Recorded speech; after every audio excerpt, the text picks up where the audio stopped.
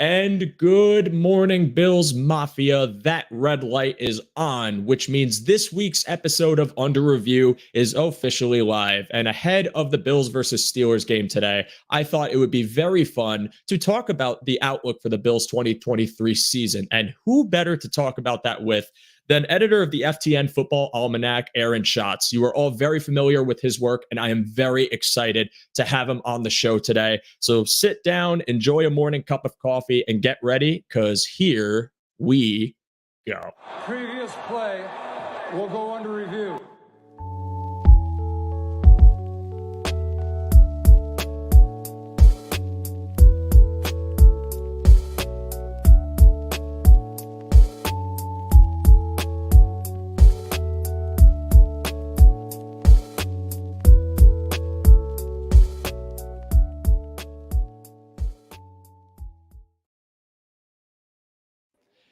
And once again, everybody, thank you so much for being here. I appreciate all of your views and time. If you could do me a favor and drop a like on this video and subscribe to Cover One, I have linked the premium pass in the description below.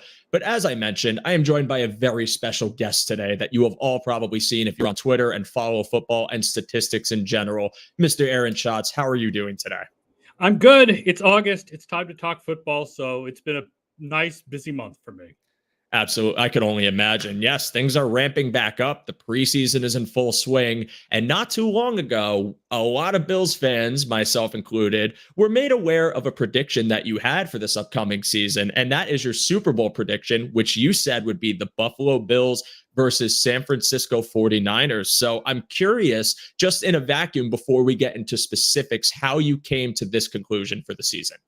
Well, our projections that we do for the FTN Football Almanac have as the top four teams in the league: Dallas, San Francisco, Buffalo, Kansas City. Not necessarily in that order. I'll admit that there's a little bit of my prediction that is just, it's going to be boring to just pick Kansas City and Patrick Mahomes every year for the next dozen years. Like, you want to change it up a little bit. And I do think, we have Buffalo as a better team than Kansas City in our projections because the Buffalo offense is much better than the Kansas City defense. Obviously, Kansas City has the best offense in the league, and we project that. But we project Buffalo with the best defense in the league, and they're more of an all-around team. So we have them slightly ahead of Kansas City. We have Kansas City with more average wins because they have an easier schedule. But I do think one of these years, Josh Allen is going to get it done. And I think this is a pretty good year to pick. We know the cap situation is going to become very problematic starting next year. So it's not that the window closes as much as this window closes and there'll be another Josh Allen window that'll open in a year or two. But like this version of the team, this is the opportunity to get it done. And then when it comes to the NFC, it really kind of comes down to when the chips are down in the playoffs, I would rather go with Kyle Shanahan than Mike McCarthy, despite the questions about San Francisco's quarterback and offensive line. I just feel a little bit like I trust him more as a head coach. So that's how I ended up with the Chris Berman special, which is Buffalo and San Francisco as my Super Bowl pick. Now, in that Super Bowl prediction, do you have a winner? Do you happen to have someone you think is going to be the winner of that game, or is it too early to tell? Sorry, you're going to have to say that again. Something weird happened to my headphones. Oh, no problem. So in that Super Bowl projection, do you happen to have a winner of that game, or is that something that's too early to tell? It's all too early to tell, right? Yeah. I'm a stat guy. So everything is about probabilities, right? We have the projection system has Dallas as the most likely team to make the Super Bowl. And I think it's like 25% or something. So, this is, all likely to be wrong. But no, I would pick Buffalo. I think Buffalo is the best team in the league for this year, all around between offense and defense and special team. Mm-hmm. And if you said to me right now, pick a team to win the Super Bowl, I would pick Buffalo. Yeah, and when you talk about San Francisco, while Kyle Shanahan is an offensive genius and they have a very good defense, as a whole, a great team, when you get to a Super Bowl, and you've seen it in years past, it's very unlikely for a team that doesn't really have ample quarterback play to be able to succeed against the other top team in the league. So if you were to tell me, in my unbiased opinion, San Francisco has a little bit of an asterisk on that. Kyle Shanahan and what he's done as far as the scheme, as well as the players that he has surrounding the quarterback, whether it's Trent Williams or George Kittle or Christian McCaffrey, Deebo Samuel, it's a little bit of like a Tecmo Bowl situation where you feel like you could plug in anyone as quarterback 49ers and get a good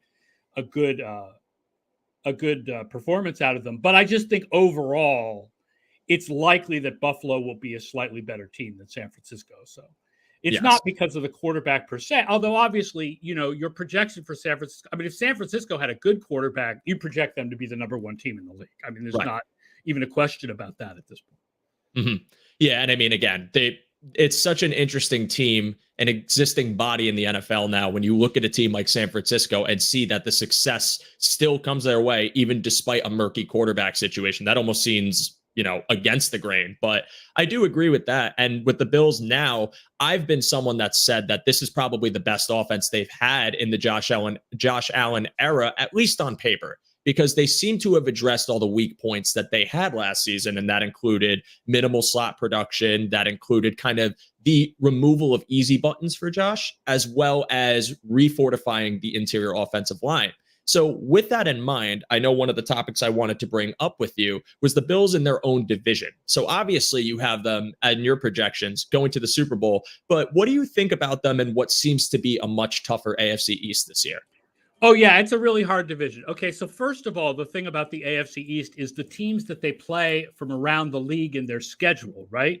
The 4 hardest projected schedules in the league belong to the 4 AFC East teams. Right. So it's going to be hard for all I know people want to believe, the Jets are so improved and Miami is going to be so good. And the Bills, of course, are great. And they're all making the playoffs. They're not all making the playoffs. I don't think it's likely that more than 2 of them make the playoffs because the schedule is so tough. This is hard for me to say as a Patriots fan, but let's start by just writing off the Patriots. Right. The Patriots are kind of boring and dull and mediocre. They're probably better on offense and not as good on defense as people think, but it all works out to a very average package. I like the Jets this year. Aaron Rodgers will make the offense better. Even if Aaron Rodgers performs at the level he performed at last year, which is much lower than the MVP level from before, he improves their offense significantly. What's interesting about the Jets to me is their defense, because they were so incredibly healthy last year that would tend to lead to the belief that their defense is going to be worse this year because they're very unlikely to be as healthy. But they also had a very low number of turnovers, which is very rare on defense for a defense to be that good overall, but without the turnovers. And they're likely to have more turnovers this year. And that means they're likely to be better than they were last year. So these trends sort of counteract each other and lead you to believe that we have the Jets with the number 2 defensive projection with Buffalo at number 1.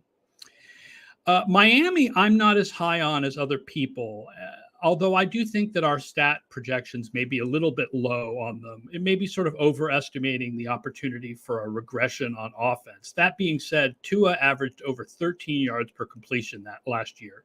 Quarterbacks just don't do that 2 straight years. And I think their defense is good, but I think their defense is getting a little blown out of proportion by people who think Vic Fangio is going to come in and wave a magic wand and suddenly turn them into a top 5 defense. That's simply not Fangio's history. A lot of the defenses that he's taken over have taken a year or 2 to get to the point where they're that good. They don't turn around instantly. And without Jalen Ramsey around, it's going to be even harder for him to make them a top 5 defense. Or so above average defense, I mean, absolutely. But the chance that they're going to be some kind of defensive juggernaut, I think, is overstated. Yeah, and Ramsey going down was one thing, but I had said this to people in past episodes and spaces. But when you talk about a new defensive coordinator inheriting a defense that really prided itself on pressure, right? Like they were a very blitz heavy team with a very good defensive line. I know Fangio is not so much a pressure minded, but a cover. And that's not to say he'll never throw it. Nothing is an absolute, but more to say that he's very dependent on coverage and disguising. So I was curious how that transition would actually look for the Miami defense this year and whether there would be growing pains. But what I find what you said interesting is about the Jets' health. And I've seen you tweet about this before, but the Jets really were a healthy team last year because a lot of their players on that defensive side, especially the emerging Sauce Gardner, some of their defensive linemen, are relatively young. So I'm curious if even despite the fact that they weren't a very injury prone team, if that honestly continues because of their youth on that side of the ball, would you say that's a factor? I would say we've never done research that has looked at, not even shown, but we've never done research to even look at whether there's a correlation between health and age. And that's an interesting question. Are young teams healthier? I will say that there's no way the Jets defense will be as healthy as it was last year. They are very good with depth. Mm-hmm. They have strong depth, especially on the defensive line and with pass rushers, where they have two guys who are first round picks in the last 2 years, Johnson and McDonald, who are not even starters. So they actually can afford a few injuries. I mean, obviously you don't want Sauce hurt and you don't want Quinnen Williams hurt. They're the straws that stir the drink. But in general, I think the Jets are good with depth. So even if they do have more injuries than last year, as long as it's not to those two guys, they can withstand them. Right. And I do agree with that. And RJ actually presents an interesting question here, or not so much a question, but observation. Says also Jets faced 5 backup quarterbacks last year and had a lot of things go right for them. Obviously, luck is something you can't truly measure, but I do wonder how much of their success last season defensively came at the expense of inexperienced quarterbacks. Because I do believe one of their games off the top of my head was against Skylar Thompson Dolphins, yes, as well as other teams running a backup. So in the conference this year, let alone division, but conference with a lot more talent, is there a possibility of regression just for that reason alone, assuming the schedule they face is more healthy? Oh, sure. And, is something I've been thinking about trying to look at in our projection system is, what percentage of snaps that a defense faced was against backup quarterbacks? And does that actually indicate for the following year how good the defense will be? But I mean, there are plenty of teams that played backup quarterbacks last year. And, we already account for that. We call it the plexiglass principle. That's what Bill James called it. And that's the idea that a defense or an offense that improves significantly from one year to the next will tend to fall back in that third year. First of all, there's just natural regression towards the mean, but then there's also the plexiglass principle. And I think both of those point to the idea that the Jets defense will not be as good as it was last year. And that's accounted for in our projection system. But the turnover thing is strong. The fact that they had so few takeaways last year. Washington, by the way, Washington is in the same boat. I know you're not thinking about them much because that's the other conference. But they're in a similar boat where their defense was really good last year, despite having very few takeaways. In fact, fewer than the Jets. And that would also seem to indicate that the Washington defense will also be really good again this year.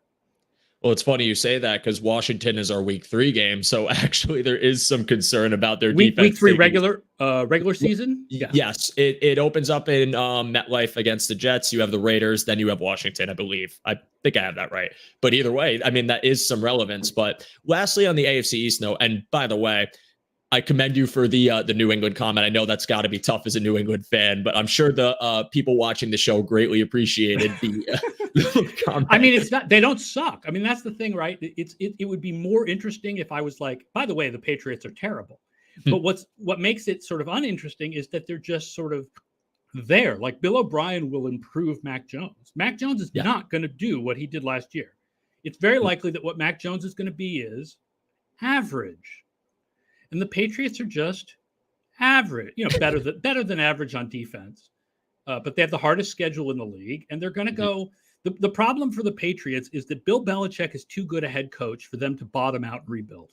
Right. They're going to go 8-9 or 9-8 every year in perpetuity until he finally breaks the records he wants to break and retires.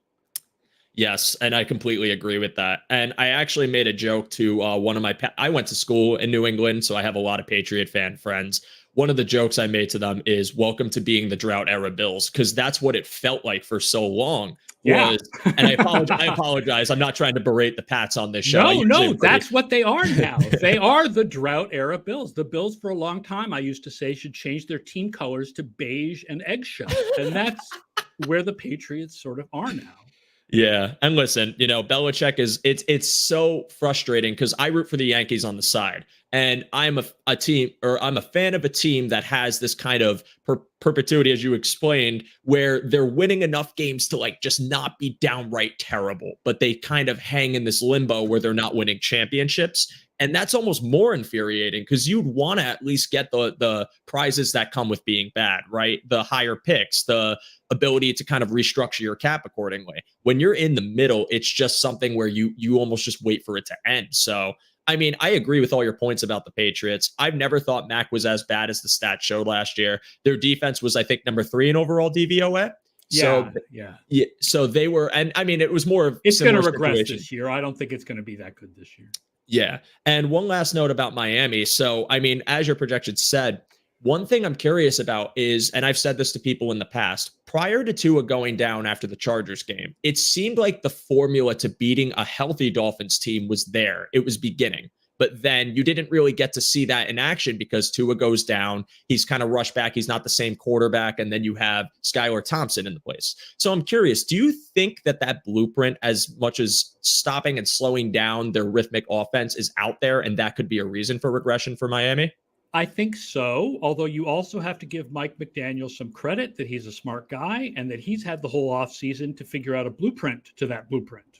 He knows that that's the blueprint, so now he has a way to figure it out. But can they execute whatever is the blueprint to that blueprint is the question. So, yeah, I mean, I do think that's a reason to think that Miami will regress a little bit this year. I will say in our projections, if every team were to meet their average projection in our simulations, Miami is the team that would miss the playoffs. We would have the Jets in and Miami out. Wow. It's hard conference. We have the Chargers out. We have the Chargers out.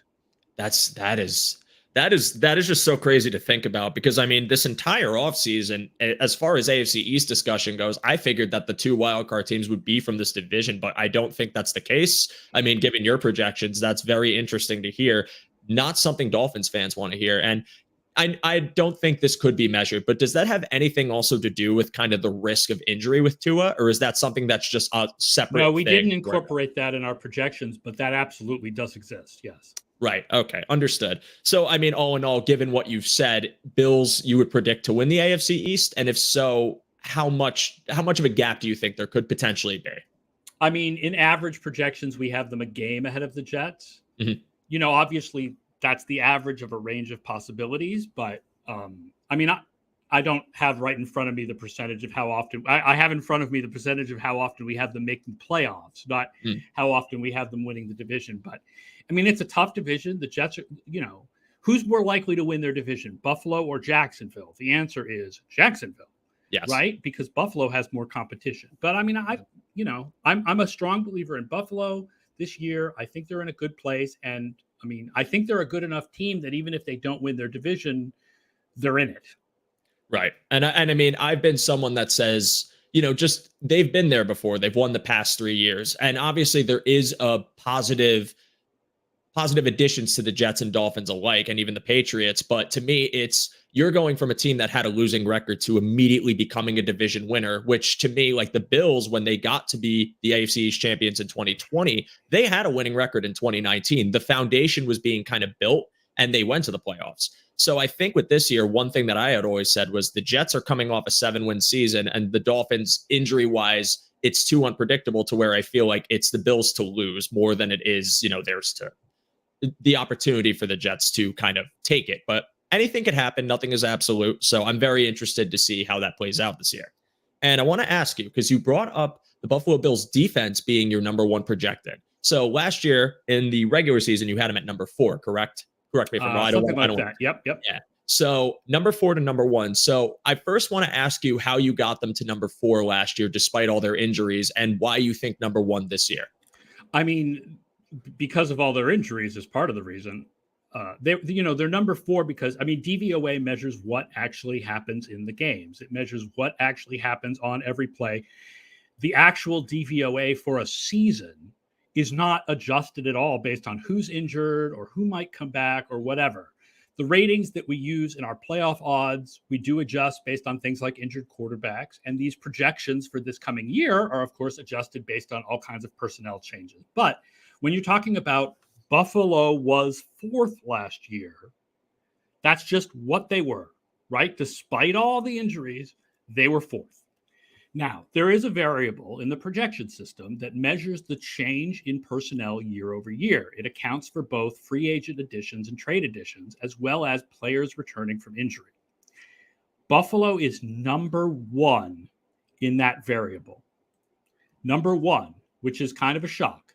A lot of that is Micah Hyde coming back from injury. He's a very valuable player. But also, they added I'm blanking right now on Leonard Floyd is the name that I wanted to mention. They added Leonard Floyd and they added Taylor Rapp, and they're getting Von Miller back from missing part of the season, and they're getting Tre'Davious White for a full year after he missed part of the season. And there's just lots of reasons to believe that Buffalo is got more talent on defense this year than they did last year. Obviously, some of these players will get injured. That's what always happens, but your expectation for every team has to be an average number of injuries, and that goes for the Jets and the Dolphins as well as the Bills. Right. So when you look at this variable that looks at personnel change year over year, it bumps Buffalo way up in the defensive projections to the point where they're number 1. Very interesting to hear that. And I was a big fan of the Leonard Floyd signing for the reason of fortifying what was a worrisome defensive line last season, especially after Von Miller went down. What I think that provides to that defense is now that pressure rate kind of stays high, even though Von might not be playing, because I personally don't believe he'll be back week 1. I think they're going to shelve him for a little bit, let him get to 100% and come back later on. But when you include Leonard Floyd, that still gives you flexibility for some creative changes on the Bills' defensive front. Like you could have Greg Rousseau line up as a DT as opposed to being an edge. You could have Epineza get some more opportunity. There's opportunity for some of your depth. But I'm really glad you also brought up the healthy Tre'Davious White and Micah Hyde, because that grouping, our normal starting secondary with a bunch of all pros and talent, hadn't played a game together since 2021 and barely played together with Micah Hyde in the mix last season because he went down in week 2 with a neck injury. So I feel like when we talk about our division, our conference, what gets lost upon a lot of people is the fact that those players are coming back and ideally will be healthy long enough to be formidable.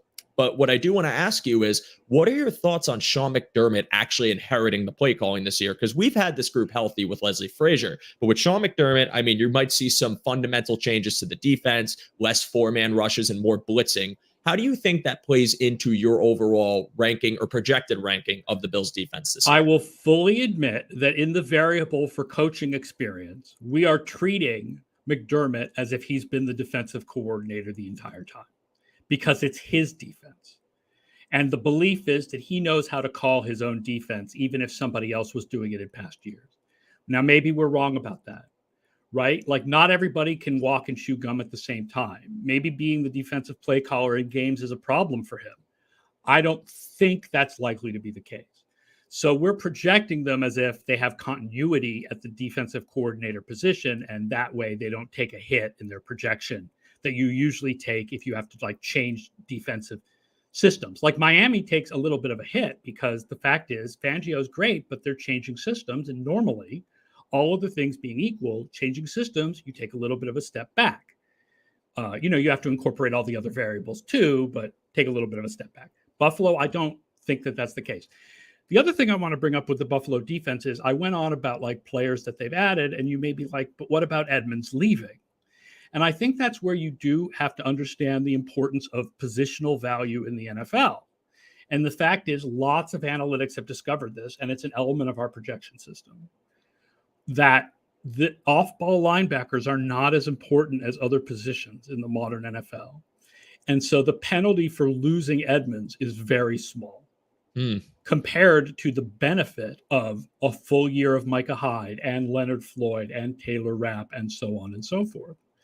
So, yeah, I mean, Edmonds is a really good linebacker, but linebackers just don't move the needle as much as you think. That's why for Chicago, we don't have Chicago as a good defense this year, despite the fact that they added 2 big free agent off-ball linebackers, including Edmonds, because they're off-ball linebackers and they just don't move the needle that much. So, and the other thing is, of course, they couldn't pay, especially, again, given positional value, you cannot pay big money to 2 off-ball linebackers. And I think that they made the right choice. If you said to me, who should we pay? The answer is Matt Milano. And so they did. Right. And I had done an episode a few weeks ago about the Bills linebacker this year. And one thing I had mentioned was the additions you're making to this defensive line, as well as a more fortified secondary. That middle of the field linebacker simply just has to clean up the mess. So when you have an effective defensive line that's already disrupting, a run or maybe causing pressure to a quarterback, that linebacker just has to read the Especially play, because if you're playing nickel with two off-ball linebackers and one of them has to cover, you have Matt Milano. Exactly. Yeah, no, exactly. And Matt Milano is, one of my favorite defensive players on the team, one of the best defensive players on the team. You don't accidentally become an all-pro. He is your coverage guy. So if they do happen to roll with Tyrell Dodson or maybe Terrell Bernard if he's healthy, I feel like they're going to very much minimize the role and just have them be all right, here you are behind the line, clean it up. Very little pass coverage responsibility, especially because Taylor Rapp just got signed and you could align him, in your linebacker spot or even as, dime looks and have him be an extra safety on the field, really whatever you want to do with him. I know McDermott is Mr. Nickel, nickel, nickel, nickel, nickel all the time, but I wouldn't be surprised if you saw some dime with the three safety looks with Rapp. Yes. And DeMar Hamlin. DeMar Hamlin is back and he's healthy. So let's say Rapp gets hurt. You've got Hamlin. Yes, it's very true. And I mean, what a remarkable story to have him come back after everything. I'm very excited to watch him this year. Also, Aaron, I apologize. I have to knock on some wood because they're playing a preseason game today. And I want to make sure, I didn't have any sage to light or anything, but that the team stays healthy this year so that we can actually enjoy these projections in the regular season. Well, I feel that about every team. I mean, I'm not a Miami fan, but when we thought that Armstead was hurt a couple of days ago, I was totally bummed out because it's like you want to see every team at their best, right? The best NFL is the NFL where every team is at their best. Absolutely. And, we've seen over the past few years, there have been playoff games with injured quarterbacks. Like I remember that, at the time, Oakland Raiders season 2016, one of the best offenses we got to watch in the 2010s. They were electric. And then Carr goes down. I think Connor Cook was starting that game. Yep. That was very much not fun. But let's move on now because we talked about the defensive side of the ball, but now we talk about the Bills offense. And it's funny because I actually wanted to do offense then defense, but when you brought it up, I was excited. I wanted to get to that point right away. So with the Bills offense, obviously there's going to be changes on that side of the ball this year too. Where do you have them ranked in projections and how do you think you'll see them changing? We do that taking a bit of a hit, a little bit of regression on offense. We have them at 10th. In the offensive projections, which feels low. Like I understand that feels low. Like it feels low to me too. They did lose a little bit of talent, right? Losing McKenzie is a little bit of talent. Sherfield does not do as well in our numbers to bring him in. And Shakir, like we believe that Shakir is talented, but he doesn't have a track record. Losing Singletary, bringing in Harris in general in the projection system, it doesn't favor bringing in running backs as much as it penalizes you for losing running backs. But in overall, so you wanted to bring this up, so I'm just going to bring it up before you even get a chance. Let's talk about the Bills in the red zone. Okay? Last year, the Bills were second in overall offensive DVOA behind Kansas City, but 25th in the red zone. That's terrible. What do you think they were the year before? I saw this stat the other day. Weren't they was it number 2? 4. Okay. So you have to ask yourself, what changed from year to year that makes you go from being 4th in the red zone to 25th in the red zone? And I think the answer is random variation. Okay, all the research we've done suggests that over time, your red zone performance, and this is true on both offense and defense, your red zone performance will regress towards your overall performance, right? If you are overall a good offense, you are overall going to end up being good in the red zone over time. If you are overall bad offense, you are overall going to be bad in the red zone over time. And I think a lot of what happened I don't think there's some magic issue that Josh Allen had where he threw interceptions in the red zone because the field is condensed and he can't see it right, or the players couldn't get open. I think it's random variation. Now, it's hard to say that like to an NFL coach, because NFL coaches know how important the red zone is, and they assign specific practice time to it. Like they really put their energy into making sure that they're good in the red zone. And it's hard to square the idea that it's kind of random with the amount of effort that coaches put into making sure that they excel in that area. But the evidence we have shows that that's the case. And so if one of the big worries for Bills fans going into this year is, oh my God, we're going to be bad in the red zone, I would say probably not. Your offense is probably going to be not as good in the other 80 yards of the field and better in the red zone, and it's probably going to all work out. Yeah, and one thing is when you mentioned 10th overall, I feel like, and this is probably with any projection you have, room to be better, room to be worse. But I feel like when you bring up the fact that losing Singletary, bringing in Harris, maybe being punished for losing a consistent running back, I also think that this team's running game as a whole is actually going to improve majorly with more of a reliance on James Cook this year, who obviously had minimal stats being in a running back by committee room, and the offensive line's interior improving as a whole. But of course, there's no way to prove until they actually do it. So I do understand that. But yes, I'm glad you brought up red zone, because that was going to be something I wanted to ask next, because last season, it just felt like they just came up short. Simply put, they just were not capable of completing drives as consistently as they'd like to. It did get better as the season got towards its end. They seemed to start figuring it out. But I do think, like, you know, with offensive coordinator in his first year being in a situation where he might not know what to throw out there, maybe also the fact that running plays in the backfield were getting blown up by poor interior protection, maybe the fact of Josh Allen's elbow injury, which obviously hampered his midfield accuracy. I definitely think there's room for improvement for them this year, but I expect it, because one thing that I also think was a huge factor, and tell me if you agree or disagree with this, was the absence of a really dominant slot presence there. So Cole Beasley was their guy in 2020, 2021, and 2019. He was as effective as any other slot receiver in the league. His ability to create space was very much needed. We did not have that as effectively this past year. Now you bring in multiple options, and I know the projections aren't great on Shearfield, but Dalton Kincaid, who is an unknown, but with room to be very highly productive. What are your thoughts on that? And maybe just the addition of someone like Kincaid in this offense and maybe benefiting their overall offensive production? I do not know the answer to that.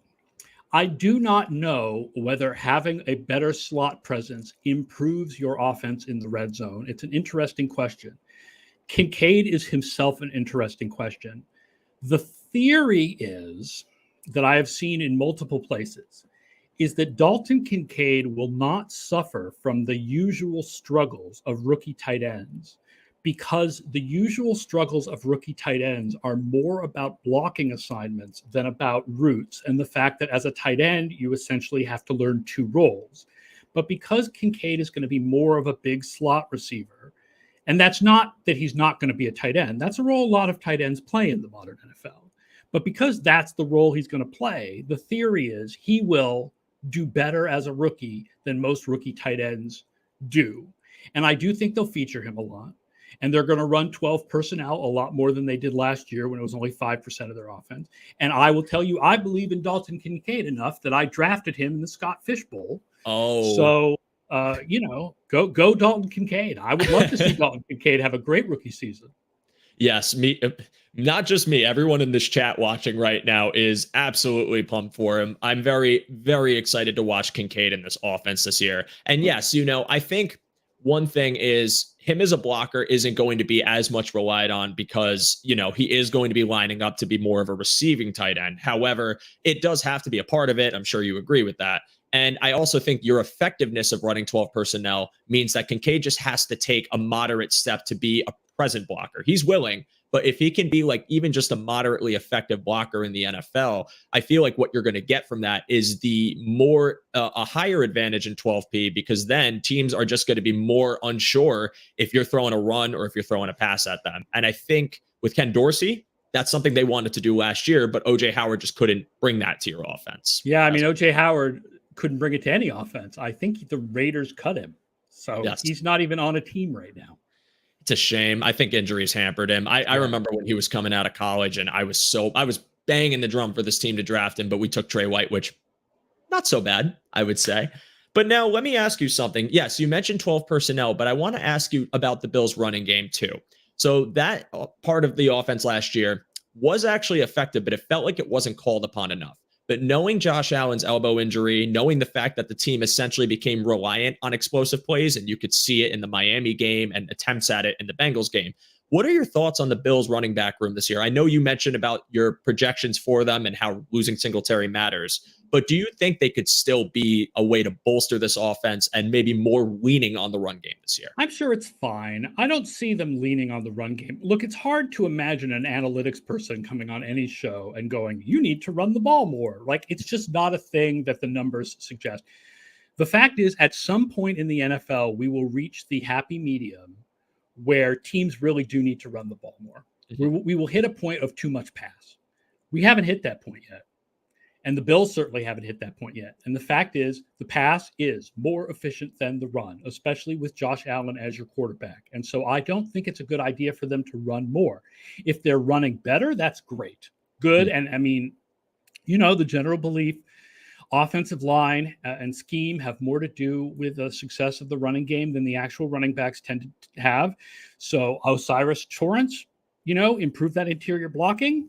That's big ups for the whole running game. I don't, you know, it's not that running backs don't matter, but they don't move the needle as much as you think, and fewer of them move the needle than you think. And I doubt that James Cook, I mean, there's no evidence yet that he's a super needle mover. Right. Maybe he is. More likely he's good. You know, the thing about running backs, and I don't want to get into the whole running back issue of paying running backs, but one of the issue where running backs are not getting paid is that there's so many of them that are good, right? Like James Cook, good. Damian Harris is good. Even Latavius Murray last year was good. Like, these guys are good, and they'll be good again. And but I think the better blocking is a better reason to expect an improvement in the running game than changing who the running backs are. So let me ask you this, just while we're on the topic. When it comes to someone like James Cook, so when I mean leaning on the running game, obviously with Josh Allen, you can't make it trump your passing attempts. Allen's going to get the brunt of the work.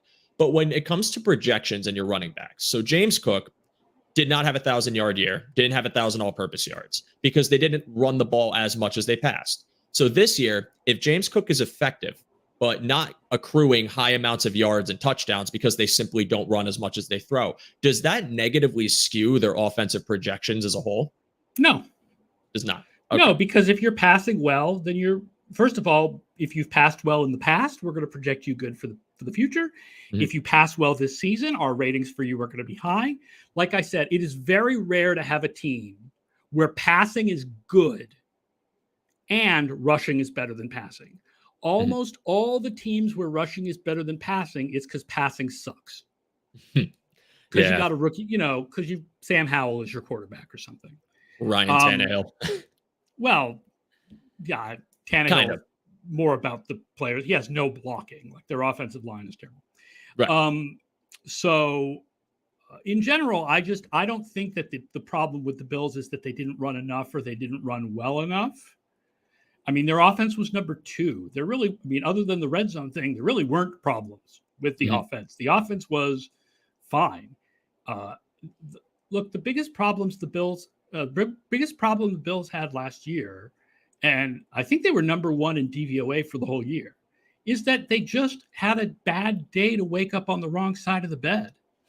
Right? Like, that's the thing about football, man, is like you play the whole regular season and then it comes down to one game. And if you just get out-thought in one, if you get out-coached in one game, it doesn't matter if you would play that team 10 times and beat them 8, which, by the way, the Bills wouldn't with the Bengals, but whatever. Played them 10 times, they'd beat them 6. Right? Like, that was the bad day. But overall, and, you know, this goes for the Bills, this goes for the Dallas Cowboys, you learn more from the regular season than you do from one playoff loss. And regular season, this was the best team in the league. Like, for the last couple years. I think they were number 2 years ago and number 1 last year. So I don't think the offense, you're sitting here going, oh, man, how can we make the offense better? This and that. Other than solving the red zone problems, which I think random chance will make them solve themselves. You don't really need the offense to get a lot better. It was pretty good.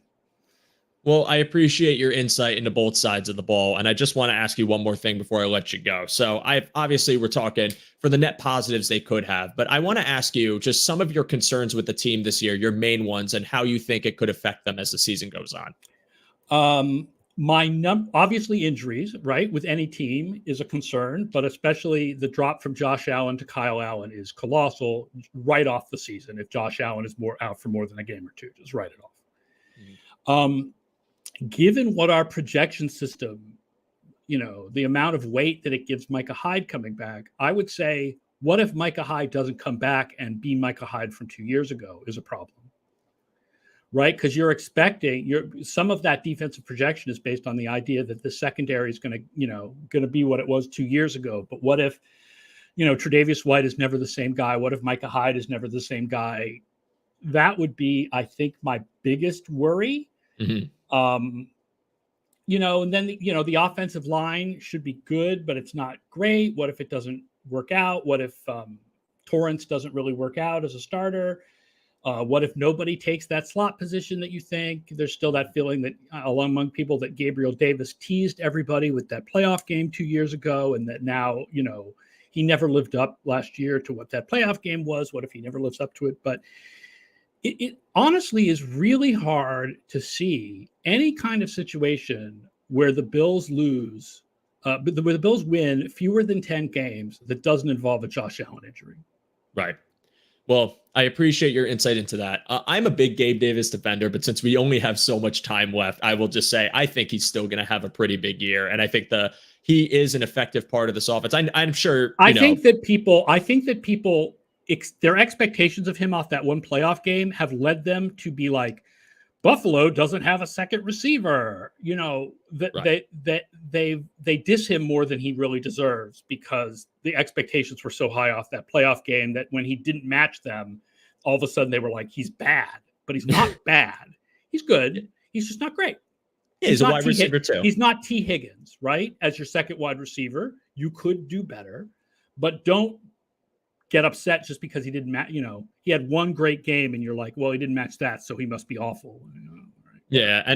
And one thing I said about Davis was, this was something that I feel like was a big talking point. My final point before I let you go, when Davis got hurt right before Tennessee and he had the ankle injury, there was also, I think, a 3-game stretch where he was kind of playing on a bum ankle, yet he put up 850 yards and had 7 touchdowns. So there's this part of me that feels like if he didn't suffer that injury, then you're seeing him reach that arbitrary 1,000-yard mark because he is a primary vertical target. And I think that changes the entire narrative amongst fans. But I do agree with your point.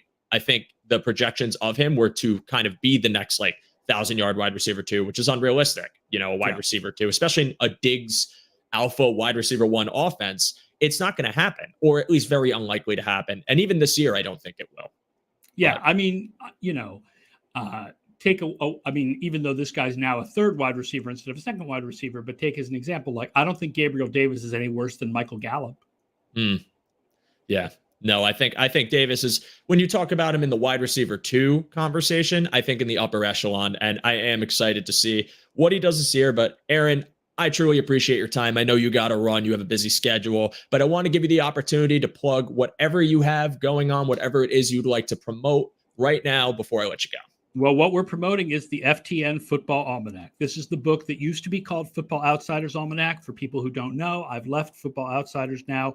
We did the book with FTN this year. You can search for it on ftnfantasy.com. Look for Patrick Mahomes on the cover, or go to Amazon and search for the printed version of the book by searching for FTN Football Almanac. And you want to follow me on Twitter or X or whatever we're calling it these days, at @AShotsNFL. At some point in the next few days, I will announce my new permanent home for the upcoming season. I still have not announced my new permanent home, but it is coming soon, and DVOA will be there somewhere on the interwebs this year. Despite my departure from Football Outsiders, I am alive and kicking. Happy to hear it. And I really appreciate your time, Aaron. This was such a fun conversation and very insightful for our listeners. So thank you so much again for joining me. Have a great rest of your Saturday. And hopefully, your projections Bills being in the Super Bowl comes true, and hopefully I they can wish win them it. good luck because I like to look smart. Well, thank you very much, Aaron. You have a great rest of your day. All right, everybody. So that was Aaron Schatz, and that was a freaking fun interview. I had an absolute blast. We have about 15 minutes left to run here on Saturday morning. So I want you guys in the chat right now, since it's just little old me entertaining you for a little while. Give me some questions that you have. I'd be happy to answer them. But in the meantime, man, that was fun. He is just so insightful. That's why I wanted to reach out to him and get him on here today. Just because once I saw he had that prediction for the Bills Niners, I was like, oh, I got to do this. I got to see if I can get him on. And really interesting to hear about the offense taking a slight dip. But you know me, I'm an optimist by nature. And I do think that that number 2 overall DVOA offense is still going to be top tier in this league. Even if it does match his projections, I still think that this team is going to be great as a whole. And I know that when we go into this year, there's a lot of question marks still. But what I really thought was interesting was his comments on the linebacker position, because I think a lot of us this offseason, especially when we learned that Tremaine Edmonds was leaving to go to Chicago, there was a 50-50 kind of, I guess you can call it, crevice split on whether it was a big loss or not. To hear him kind of say that, the off-ball linebacker position is something that you don't really want to give too much money to, especially given the Bills cap situation, like that was very insightful. And I think it kind of plays into this mentality that I've had about linebacker, which is really the role is going to be minimized, because even though you don't have that same level of middle field coverage like Tremaine Edmonds provided you, I do think that they have ways to supplement that with other players or just an effective defensive line. I'm also a firm believer that Tremaine Edmonds' contract year, where he kind of went off, had a lot to do with how productive that defensive line was with Von Miller on it. I mean, you just got to look at it like you have an effective pass rush. This quarterback has no time. These running backs are getting disrupted. There's so much opportunity to kind of slow things down for Tremaine Edmonds and make his life easier. And I think you're going to see more of the same this year, where they're not going to rely on it as much. And it's just going to be a fluid situation with middle linebacker. So let me read what you guys got here. So Mr. RJ, again, really good get with Aaron Schatz. He is awesome and really helped change how we look at the numbers. Yes, I firmly agree, RJ, and I'm glad I could get that question off for you earlier. I know I said I would on Twitter. That was great to bring up. And yeah, that's otherworldly. His knowledge of data, how he's able to project what they account for. I mean, I like to think myself as a decently smart guy, but that man runs laps around me when it comes to football. So that was really, really cool to be a part of. And let me read what you got here, Sarah. Davis struggled to consistently get open on find soft spots on D. Beasley played on a broken leg at the end of 2021, but was still able to find space because of his route running abilities. Was it a broken leg? I thought I remember him having a rib injury that was hampering his ability to kind of put 100% effort in, because, it's kind of hard to breathe. But yeah, I mean, Beasley had a drop off in 2021 for sure, but still had some effective receptions. Him coming back last year too, he had some moments. Gabe Davis, though, I think it's so hard for me to say, because I think Davis's route tree doesn't have to be limited. I do think he's capable of doing more on the field. I just feel like when you have an offense that's kind of having a hard time establishing slot, and you have a guy like Stephon Diggs that can line up there more often than not, and he's much more effective at it, I think that boxes Davis into kind of a limited role in the offense, especially in the receiving core, because if Diggs has to be thrown underneath to get a spark, that means you still need someone up top and hoping that Davis can get open. But I don't think Davis is, absolved of all blame. I'm sure he would tell you himself there's plays from last year that he would like to have back, or maybe would want to be able to expand on it a little bit more. But I also think Gabe Davis is a valuable part of the offense. He's productive. And I do think that 800 or so yards with the ankle injury, I think this year, while he might not hit 1,000, just because I do believe the ball gets spread out more as a whole, that you're going to see a climb from him. And I know I talk about Davis every week on this show. I really do. But I just want to let you all know I am a defender, and you're following up. I think Davis will be an absolute stud. Just think he's developing some skills. Yeah. And that's a good point too. It was his first true year as wide receiver too. That matters. He was behind John Brown. He was behind Emmanuel Sanders. And now you go last year where it's his first time actually being the true two. There is a development curve there, and coincide that development curve, with Ken Dorsey's development curve as an offensive coordinator. And there is absolutely room for the argument that they couldn't live, or they didn't totally live up to their potential because they were both in a new spot and there might have been some growing pains. Now you go ahead and you have a second year in the same offense with a different formation grouping that might be the majority of your snaps. Because I didn't get to mention this, but the Bills ran 12 personnel last year, 5% of all their snaps, very minimal. That I think is going to increase exponentially. And I think there are questions about how that will affect other receivers, but ultimately, I think the Bills are just going to be harder to defend in general. And that creates opportunity for Gabe Davis, at least in my eyes, to be able to kind of replicate his numbers, but as a whole offensive weapon, be more productive. So I'm excited to watch him. So let's see this great comment from Thomas, which says, is Andy Isabella the greatest Bills receiver to wear 87? Yes, he is. Andy Isabella is my light. He's the reason I wake up in the morning. He is as refreshing to me as the morning coffee I sip. He is what I look forward to and what I dream about when I go to sleep. I love Andy Isabella. I worship Andy Isabella. But being completely serious, yes, he's totally the best receiver to wear 87 in Bills history. And Thomas, thank you for joining the show from, I forgot. You're going to have to say where you are again. I know it's tropical, but I appreciate you chiming in on vacation. I know you don't have to do that. That's awesome. So let's see this comment from Mr. David, which says, everyone wants a Super Bowl, but let's enjoy the ride there first. I agree with you, David.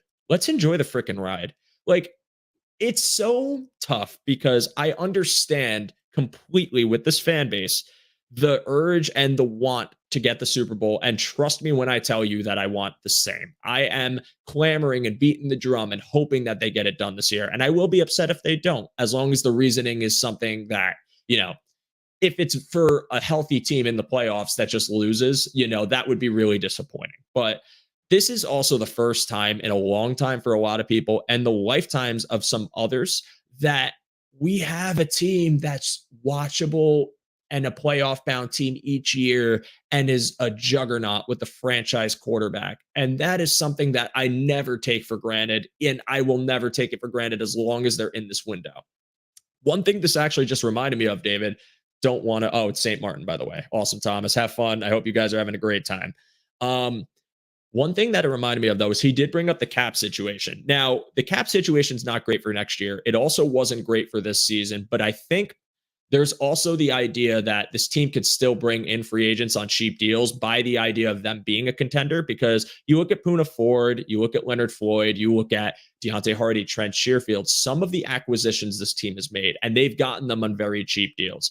There's opportunity to improve your cap situation every year. And this year, this team had a negative cap situation until Beane worked it around, did a few restructures, changed a few contracts up, pushed some things down the road, and made it more attainable. And then we were able to still have a pretty productive free agent class. And then the draft came in and, we added talent that we could be expecting a lot out of this year.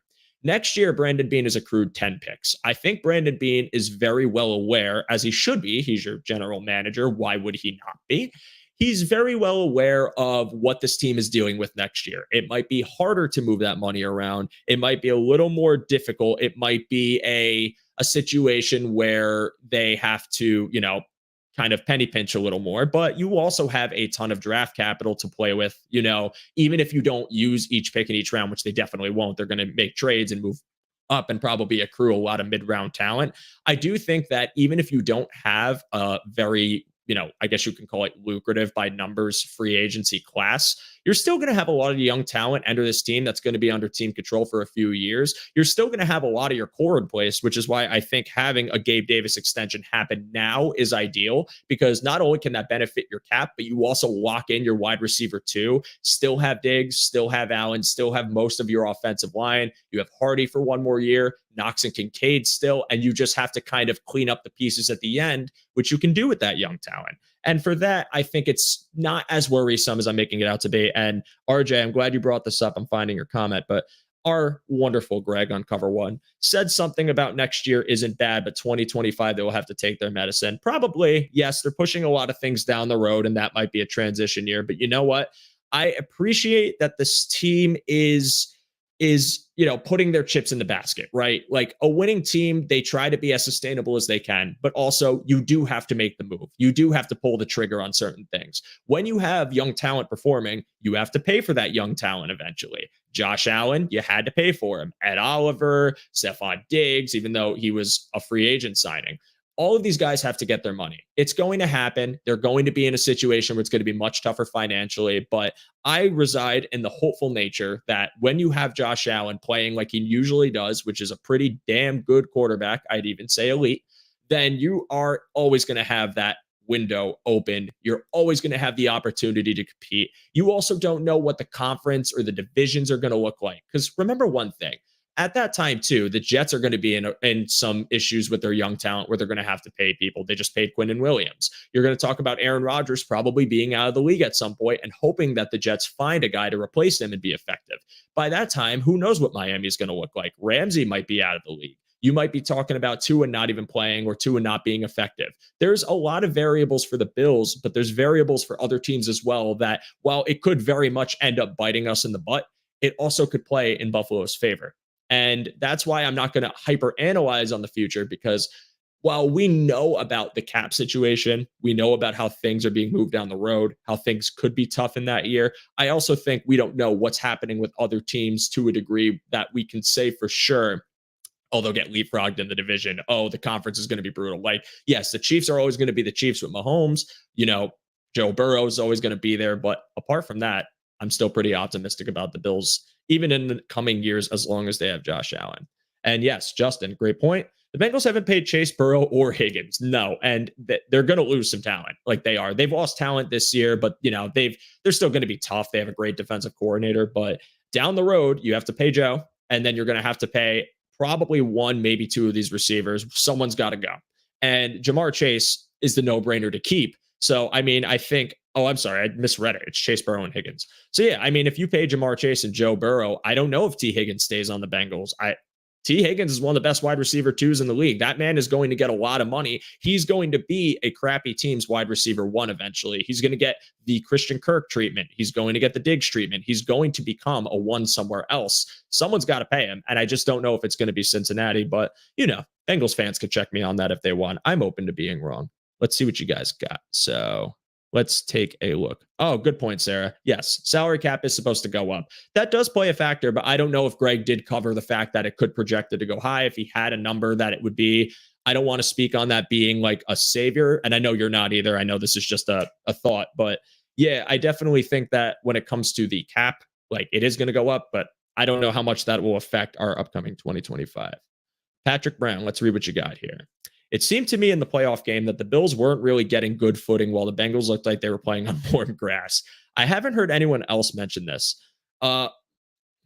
It's so tough. Like, I guess there's truth in that, but I also think like it's home field. You're playing in Buffalo. Like, and I don't think this is what you're inferring, but just my thoughts on it. I think at that point, like they've played snow games in Buffalo before. They've been there. It is hard to play when you have inclement weather, but really, I think that was maybe a part of it, but that entire performance, really, like Aaron said, they win that 6 times out of 10. I truly subscribe to that, because if you go back and watch a lot of the miscues that the Bills had in that game, they were by inches, man. Like there was a play where he just missed Diggs for a wide open touchdown, and like that led to certain things. There was a Gabe Davis drop on 3rd and long that it was a tough play, but he had the ball and just couldn't come up with it. Could have kept the drive alive. You don't know what happens there.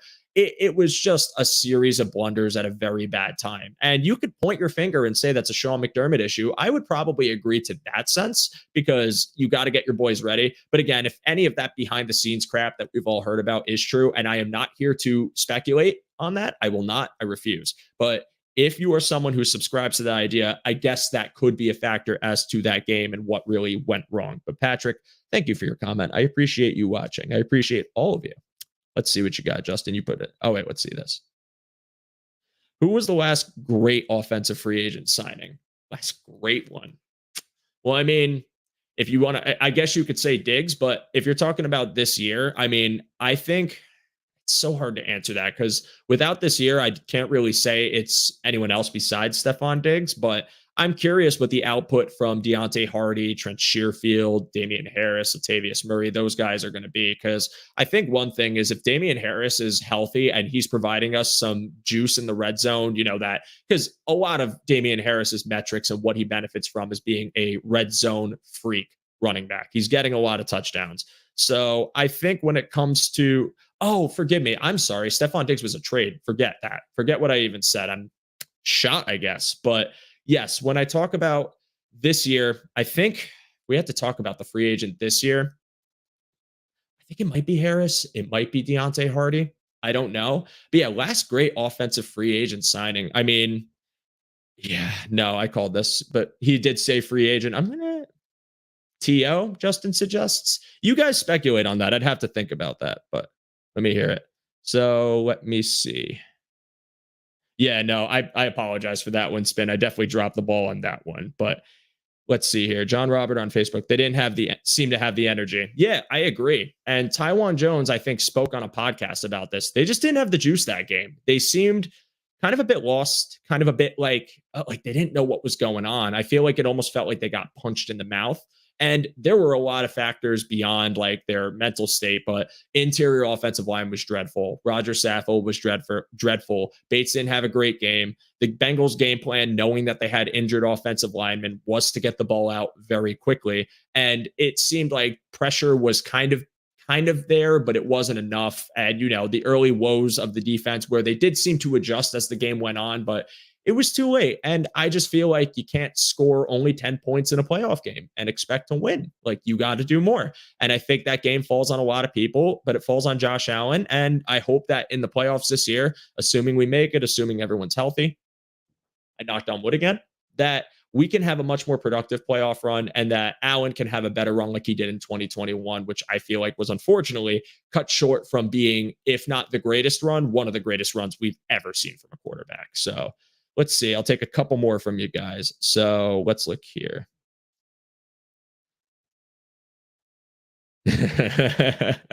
Feel free to roast me, Spin. It's all good. I wear it. I wear it. But let's go.